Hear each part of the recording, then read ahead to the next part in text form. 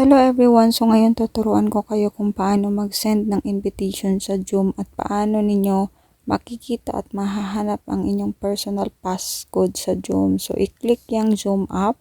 Pag-click mo sa Zoom app, lalabas sa screen na ganito. So merong sign dyan sa taas, sa itaas ng share screen, i-click yan. Pag-click mo, may lalabas sa screen na ganito. So dito mo rin mahanap ang personal meeting ID mo. Meron diyang start a meeting, send invitation, and then edit meeting.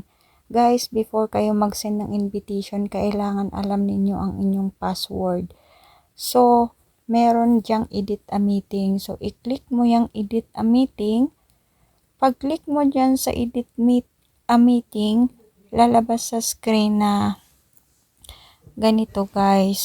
So, paglabas sa screen na ganito, dyan nyo makikita ang inyong passcode. So, before kayo mag-send ng invitation, kailangan i-copy yun. So, balik ulit doon sa sign sa taas. So, merong send invitation dyan. So, mag-send ka ng invitation. So, pag-send mo, pag-click mo, pindutin yung messenger.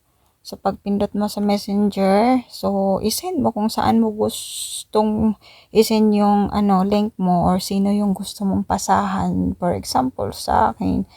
So, search ko yung link, details for link only.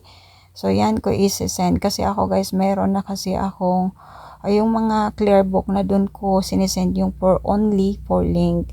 So, yun lang guys. Maraming salamat.